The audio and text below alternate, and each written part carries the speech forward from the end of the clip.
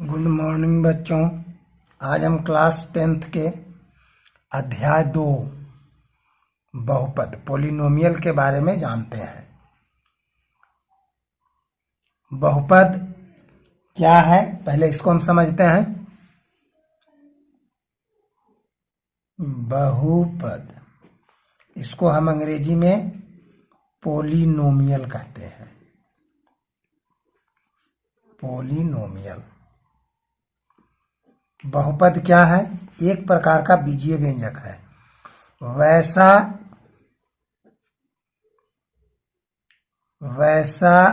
बीजीय व्यंजक वैसा बीजीय व्यंजक जिसके घात धनात्मक हो तथा आरोही या अवरोही क्रम में सजे हों, वह बहुपद कहलाता है। बहुपद कहलाता है। वैसा बीजीय व्यंजक जिसके घात धनात्मक हो तथा आरोही अवरोही क्रम में सजे हो, वह बहुपद कहलाता है।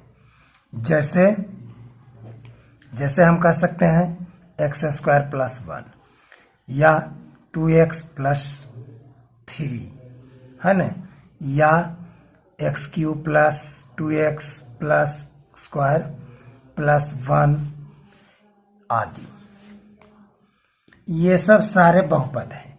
क्यों? क्योंकि इसके घात जो है वो धनात्मक है। इस पर 1 पावर रहेगा, है ना। ये सब सारे के घात क्या है? धनात्मक है, इसलिए इसे हम बहुपद कहेंगे। ठीक है। अब है कि इसको हम सूचित क्या करते हैं बहुपद को? इसे हम p(x) या p(y) या p(z) इत्यादि से सूचित करते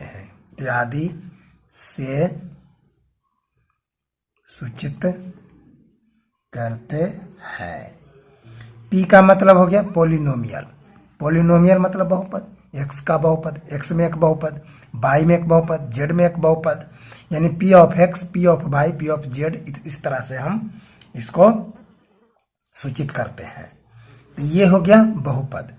अब देखो बहुपद कई प्रकार के होते हैं। तो बहुपद को वर्गीकरण के 2 आधार हैं। बहुपद के वर्गीकरण के 2 आधार हैं। 2 आधार हैं। बहुपद के वर्गीकरण के 2 आधार हैं। पहला आधार है पद के आधार पर वर्गीकरण, और दूसरा है घात के आधार पर वर्गीकरण। बहुपद को हम 2 तरह से वर्गीकृत करते हैं। 2 तरह से हम वर्गीकृत करते हैं। पहला है पद के आधार पर और दूसरा है घात के आधार पर, है ना। अब हम पहला देखते हैं पद के आधार पर। पहला हम लेते हैं पद के आधार पर बहुपद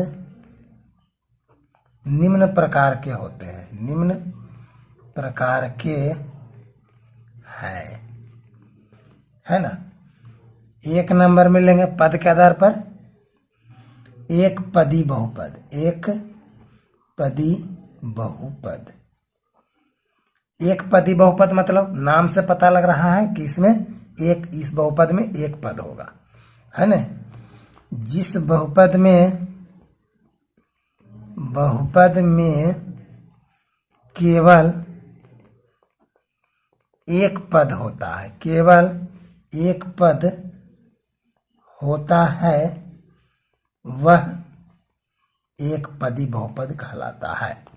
एक पदी बहुपद कहलाता है।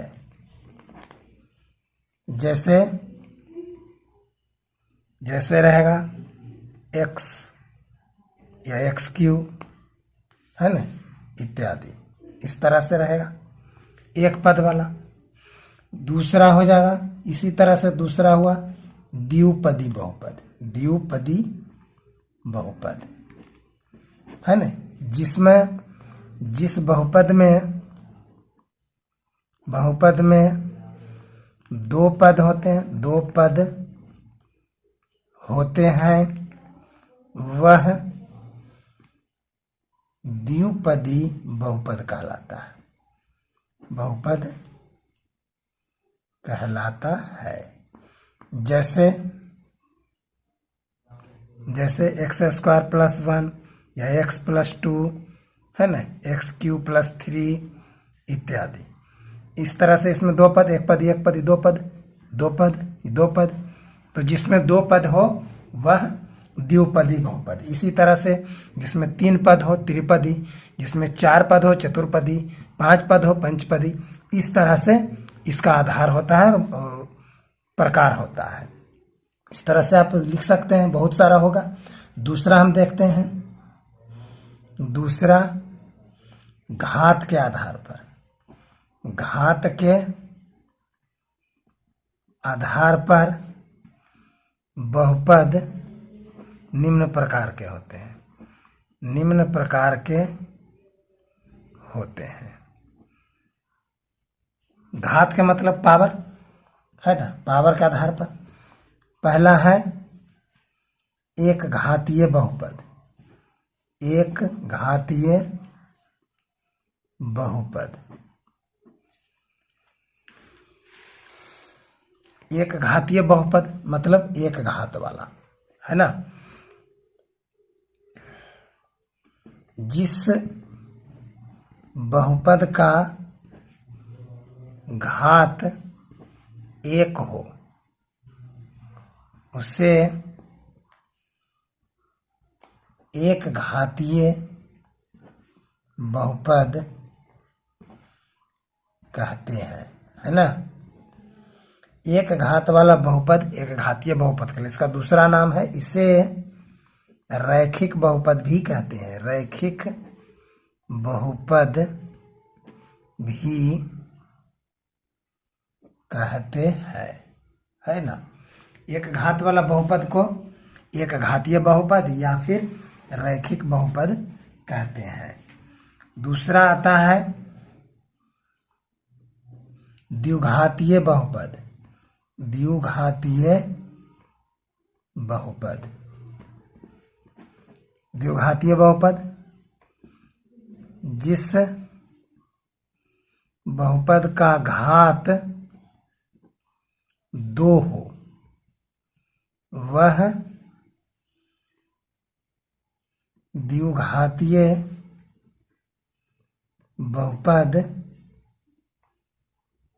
कहलाता है ना।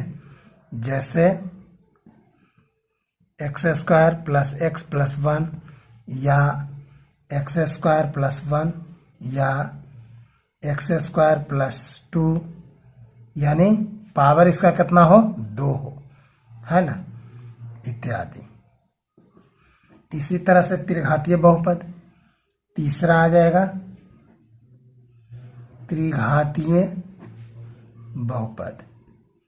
3 घात वाला त्रिघातीय, 4 घात वाला चतुर्घातीय, 5 घात वाला पंचघातीय, है ना। इस तरह से जिस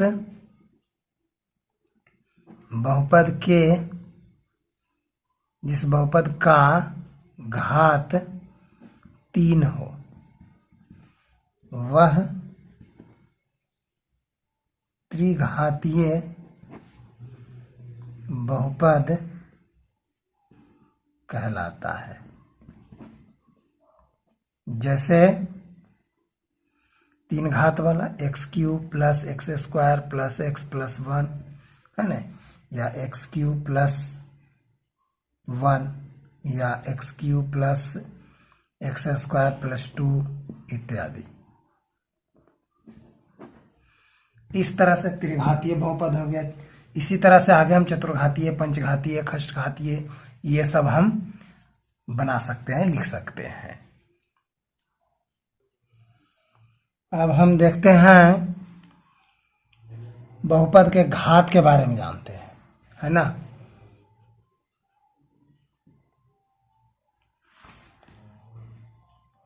बहुपद का घात, बहुपद का घात कौन होता है ना। किसी बहुपद के अधिकतम घात को उस बहुपद का घात कहते हैं। मतलब जैसे उदाहरण से समझते हैं, जैसे x square plus x plus 1, इसमें अधिकतम घात,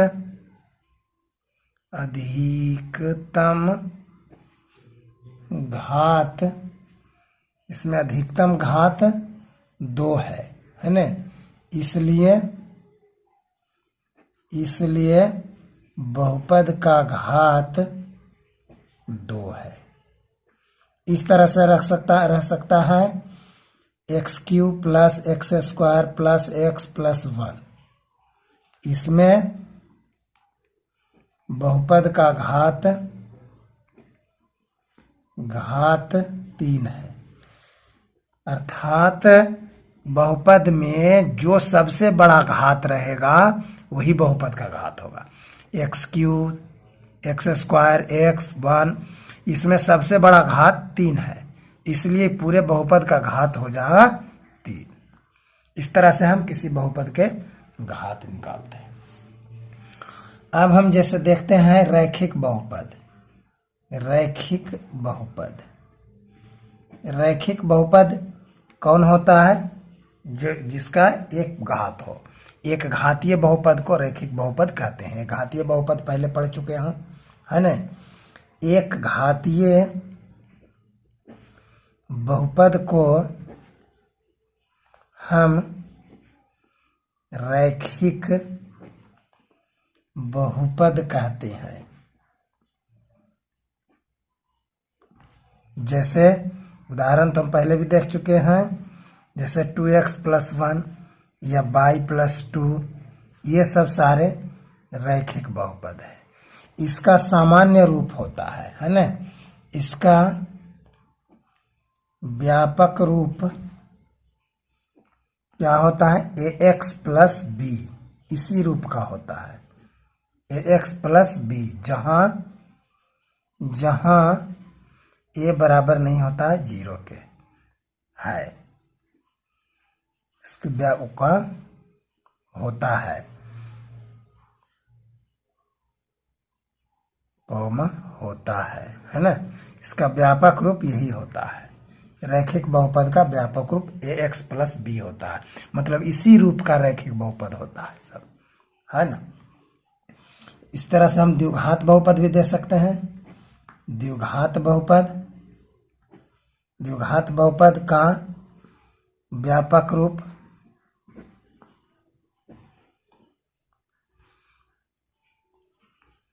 किस रूप का होता है?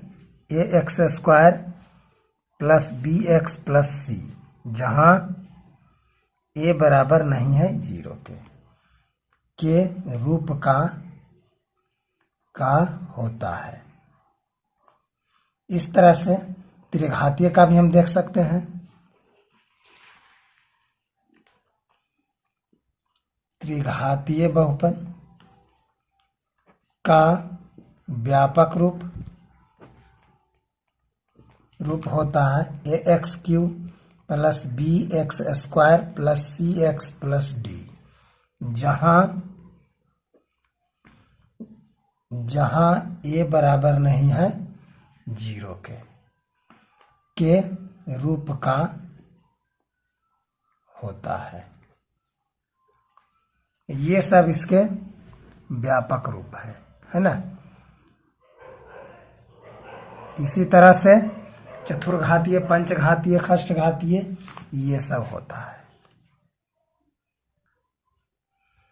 अब जानते हैं शून्य बहुपद के बारे में। एक होता है शून्य बहुपद। शून्य बहुपद क्या होता है? वैसा बहुपद जिसके सभी गुणांक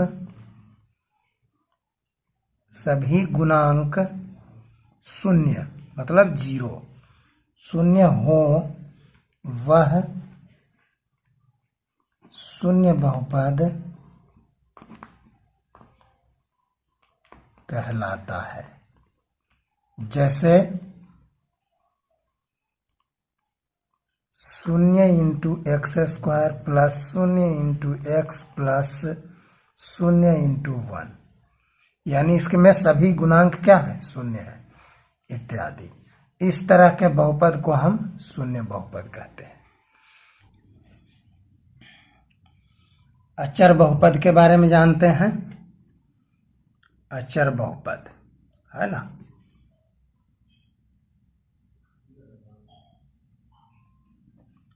अचर बहुपद, अचर बहुपद क्या है?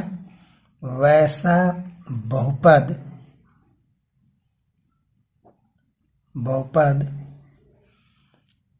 जिसमें एक ही पद हो,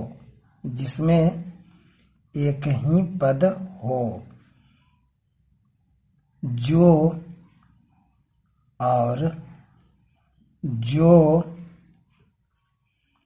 कोई वास्तविक संख्या के बराबर हो, वह अचर बहुपद कहलाता है। अचर बहुपद कहलाता है जिसमें एक ही पद हो और वह पद कोई वास्तविक संख्या के बराबर हो, तब वह अचर बहुपद कहलाता है। जैसे हम लेते हैं 2, √3, √5, 6 इत्यादि। ये सब एक पदी है, एक ही पद है सब में, और यह कोई संख्या वास्तविक संख्या के बराबर है, इसलिए ये सब सारे अचर बहुपद कहलाते हैं। इस तरह से बहुपद में इतने भाग हैं। बहुपद को हम इस तरह से समझते हैं। अब इसी पर आधारित है प्रश्नावली। प्रश्नावली है, प्रश्नावली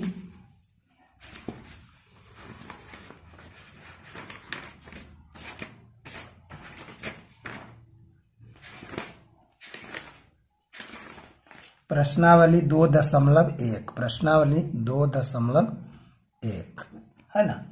2.1 हम देख लेते हैं। उसमें एक ही सवाल है। पहला सवाल देख लीजिए आप। किसी बहुपद px के लिए y बराबर px का ग्राफ नीचे आकृति इतना में दिया गया। प्रत्येक स्थिति में px के शून्यकों की संख्या ज्ञात कीजिए, है ना। पहला सवाल हम नोट कर लेते हैं। किसी बहुपद px के लिए y बराबर px का ग्राफ नीचे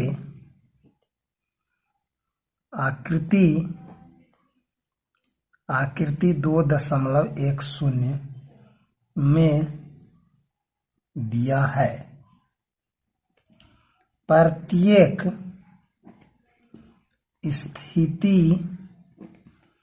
स्थिति में px के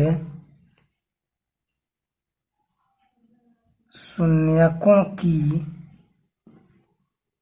संख्या ज्ञात कीजिए, यही है।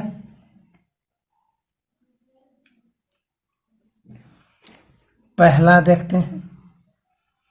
तो इसमें यहां सवाल है, इसमें क्या है कि px यानी x के बहुपद है ना, x में एक बहुपद है, तो इसमें शून्यकों की संख्या हम कैसे निकालेंगे? x अक्ष को यह बहुपद जितनी बार काटता है वह उसका शून्यक होता है। तो देख रहे हैं ये जो रेखा है ये x अक्ष को काट रहा है, कहीं नहीं काट रहा है, नहीं ना काट रहा है। ये रेखा इस रेखा को कहीं भी नहीं काट रहा है, इसलिए इसके एक भी शून्यक नहीं होंगे। ठीक है। इसमें देखिए दूसरा में x रेखा को, x अक्ष को ये रेखा एक बार काट रहा है, तो इसके शून्यकों की संख्या एक हो गई। इस रेखा को कितनी बार काट रहा है? 1 2 3 बार, तो शून्यकों की संख्या 3। इसमें देखिए कितना बार काट रहा है? 2 बार, तो शून्यकों की संख्या 2। इसमें देखिए 1 2 3 4 बार, तो शून्यकों की संख्या 4। इसमें 1 2 3 बार, तो शून्यकों की संख्या 3। इस तरह से हम इसके शून्यक निकालते हैं। अब लिख देते हैं। पहला में कितना हो गया शून्यकों की संख्या? पहला में शून्यकों की संख्या बराबर 0। ठीक है। दूसरा में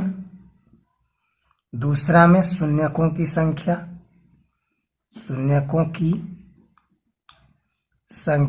बराबर 1। दूसरा में एक ही बार काटा है, x अक्ष को एक ही बार काट रहा है, इसलिए शून्यकों की संख्या 1। तीसरा में 1 2 3 बार काट रहा है, तो शून्यकों की संख्या 3। तीसरा में शून्यकों की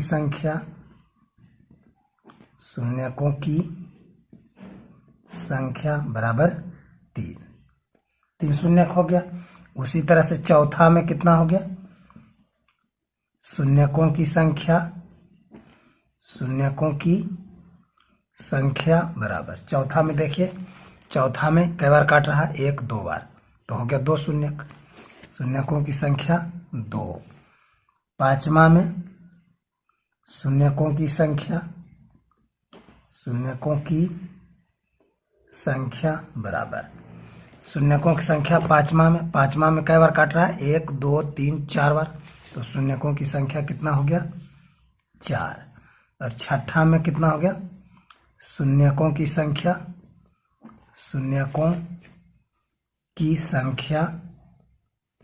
बराबर, छठा में कितना काट रहा है? 1 2 3 बार, तो शून्यकों की संख्या 3।